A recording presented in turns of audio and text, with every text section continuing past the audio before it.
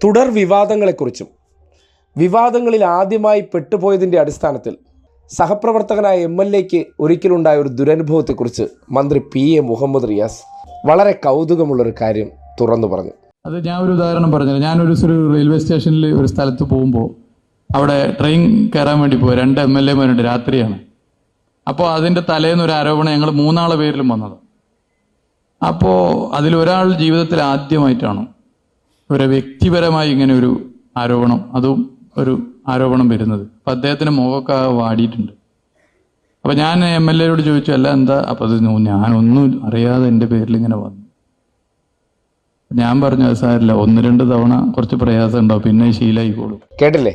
പലപ്പോഴും അധികാര കേന്ദ്രത്തിൽ ഇരിക്കുന്നു എന്ന കാരണത്താൽ മനസാ വാച കർമ്മണ അറിയാത്ത പല പെയ്ഡ് വിവാദങ്ങളുടെ കാലമാണ്. അങ്ങനെ അപ്രതീക്ഷിതമായി ഉയർന്നു വന്ന വിവാദത്തിൽ MLAയുടെ പേര് പറഞ്ഞില്ലെങ്കിലും അയാൾക്ക് ആ വിവാദമുണ്ടാക്കിയ മാനസിക വിഷമത്തെക്കുറിച്ചാണ് റിയാസ് ഒരു പൊതുപരിപാടിയിൽ ഇക്കാര്യം പറഞ്ഞത്. ഇതുമാത്രമല്ല, ജീവിതത്തിൻ്റെ ഭാഗമായി മാറിയിട്ടുള്ള വിവാദങ്ങൾ അതിനെ എങ്ങനെയാണ് നേരിടുന്നതെന്നും അത്തരം വിവാദങ്ങൾക്ക് നിലവിൽ എത്രമാത്രം വില കൽപ്പിക്കുന്നുണ്ടെന്നും അദ്ദേഹം വിശദീകരിച്ചിട്ടുണ്ട്. ഇതോടൊപ്പം തന്നെ എങ്ങനെയാണ് വിവാദങ്ങളെ നേരിടേണ്ടത് എന്നതിനെ സംബന്ധിച്ചുള്ള ഒരു സ്റ്റഡി ക്ലാസ് ആയിട്ട് കൂടി വേണം ആ പ്രതികരണത്തെ കാണാൻ. കാര്യം വിവാദങ്ങളിൽ ഭയന്നിരുന്നെങ്കിൽ ഇന്ന് ഇങ്ങനൊരു റിയാസ് നിങ്ങളുടെ മുന്നിൽ ഉണ്ടാകുമായിരുന്നില്ല എന്ന് പറയുമ്പോൾ എത്രമാത്രം തീവ്രമായ വിവാദങ്ങളെ അതിജീവിച്ച് കടന്നു വന്നു എന്നതിൻ്റെ ഒരു നേർ സാക്ഷ്യമായിരുന്നു ആ വാക്കുകൾ. ഇപ്പോൾ നിങ്ങളൊരു സോഷ്യൽ മീഡിയ എടുക്കും, ഫേസ്ബുക്ക്, അതിൻ്റെ കമൻ്റാണ് നമ്മൾ വായിക്കുക. കമൻറ്റ് 95% നെഗറ്റീവായിരിക്കും. എന്നാൽ അത് കാണുന്നവർ അതിൻ്റെ ഒരു 100 ഇരട്ടി അധികം ഉണ്ടാവും. അവർ കമൻറ്റും ചെയ്യില്ല, അവർ പോസിറ്റീവായി കാണുന്നവരായിരിക്കും.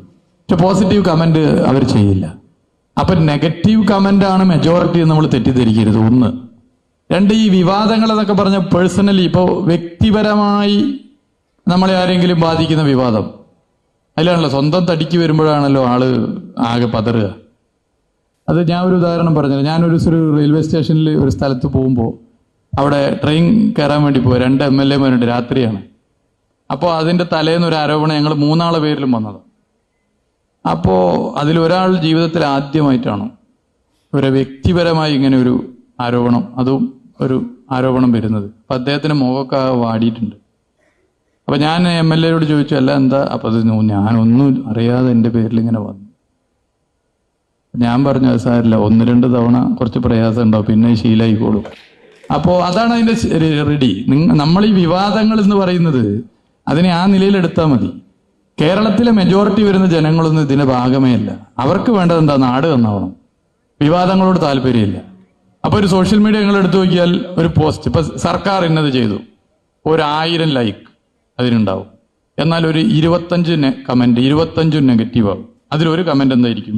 കണ്ടില്ലേ കമൻറ്റുകൾ ഒക്കെ സർക്കാരിനെതിരെ. ഈ 1000 ലൈക്ക് ആരും കാണുന്നില്ല. ഇത് കണ്ട ലക്ഷക്കണക്കിന് വരുന്ന ആളുകൾ ഇതിൽ കമന്റ് ചെയ്യാത്തവരുടെ എണ്ണം ആരും എടുക്കുന്നില്ല. അപ്പൊ അതുകൊണ്ട് സോഷ്യൽ മീഡിയയിലെ കമന്റ് നോക്കിയിട്ട് അതിലെ വിവാദം നോക്കിയിട്ട് നമ്മൾ ജീവിക്കാൻ തുടങ്ങിക്കഴിഞ്ഞാൽ ജീവിക്കാൻ പറ്റൂല. നമ്മൾ ബെഡ് കടന്നു പോകും. ഇപ്പോൾ ഡിക്ഷണറിയിൽ തന്നെ ഒരു പുതിയ പദപ്രയോഗം വന്നിട്ട് ബ്രെയിൻ മരവിപ്പ് എന്നാണ്. 1800കളിൽ അതിനുപയോഗിച്ചത് വേറൊരു കാര്യത്തിലാണ്. ഇപ്പൊ ഡിക്ഷണറിയിൽ അതിന് ഉൾപ്പെടുത്തിയത് നെഗറ്റീവ് കമന്റുകൾ തുടർച്ചയായി വായിച്ചു കഴിഞ്ഞാൽ നമ്മുടെ ബ്രെയിനിന് ഒരു മരവിപ്പ് വരുന്ന ഡിക്ഷണറിയിൽ തന്നെ ഉൾപ്പെടുത്തിയിട്ടുണ്ട്. അപ്പൊ അതിനെ അങ്ങനെ കണ്ടാൽ മതി. നെഗറ്റീവ് എല്ലാ നിലയിലും വരും, അത് വളരെ എളുപ്പമുള്ള കാര്യമാണ്. അതിനെ ആ നിലയിൽ കണ്ടുപോയാൽ മതി. ആ നെഗറ്റീവ് വിശ്വസിക്കുന്നവരാണ് കേരളത്തിലെ ജനങ്ങളെങ്കിൽ ഞാനിപ്പോ ഇവിടെ ഇരിക്കുവോ? ഈ ഗവൺമെന്റ് കേരളത്തിൽ വീണ്ടും അധികാരത്തിൽ വരുമോ? അത് നിങ്ങൾ ഓർത്താൽ പോരെ. വിവാദങ്ങൾ ശീലമായി മാറുമ്പോൾ, യാതൊരു അടിസ്ഥാനവുമില്ലാത്ത ആരോപണങ്ങൾ ഉയർത്തിവിടുമ്പോൾ അത് ആദ്യഘട്ടത്തിൽ വല്ലാതെ വിഷമിപ്പിക്കുമെങ്കിലും പിന്നീട് അത് ശീലമാകുന്നതോടെ പോസിറ്റീവായിട്ട് കാണാറാണ് പതിവ്. വിവാദങ്ങളിൽ തളർന്നു പോകുന്നവർക്ക് റിയാസിൻ്റെ ഈ വാക്കുകൾ ഒരു ഊർജ്ജമാണ്. സോഷ്യൽ മീഡിയയിൽ സംഘടിതമായി വിവാദങ്ങൾക്ക് വേണ്ടി കാത്തിരിക്കുന്നവർ അത് കൃത്രിമമായി സൃഷ്ടിച്ചെടുക്കുമ്പോൾ ഉലഞ്ഞു പോകരുത് എന്നുള്ളൊരു സന്ദേശം അതിലുണ്ട്. കാര്യം ആ വിവാദങ്ങൾക്കും അതിൻ്റെ താഴെ വരുന്ന കമൻറ്റുകളെക്കാൾ അപ്പുറം പല കാര്യങ്ങളിലും കമൻറ്റ് ചെയ്യാതെ ആ ചെയ്ത പ്രവർത്തനങ്ങളെ കൃത്യമായി മനസ്സിലാക്കി അതിന് പിന്തുണ നൽകുന്നവരാണ് കൂടുതലെന്നും അദ്ദേഹം പറഞ്ഞു വെക്കുന്നുണ്ട്. എന്തായാലും കേരളത്തിൽ മന്ത്രി PA മുഹമ്മദ് റിയാസിനെതിരെ വിവാദം സൃഷ്ടിക്കാൻ വേണ്ടി മെനക്കെട്ടിരിക്കുന്നവർ കേട്ടിരിക്കേണ്ട വാക്കുകളാണ്. നിങ്ങൾ ഉണ്ടാക്കുന്ന വിവാദങ്ങളെല്ലാം പൂമാല പോലെയാണ് അദ്ദേഹം സ്വീകരിക്കാറുള്ളതെന്ന് ആ വാക്കുകൾ കൃത്യമായി തെളിയിക്കുന്നുണ്ട്. വിവാദങ്ങളിൽ തളർന്നെങ്കിൽ ഒരു കട്ടിലിൽ ഇതിനകം കിടപ്പായി പോകേണ്ട അവസ്ഥ വന്നേനെ എന്ന് പറയുന്നിടത്ത് ആ വിവാദങ്ങൾക്കെല്ലാം പുല്ലുവില കൽപ്പിച്ചിരിക്കുന്നു എന്ന് കൃത്യമായി ബോധ്യപ്പെടുന്നുണ്ട്.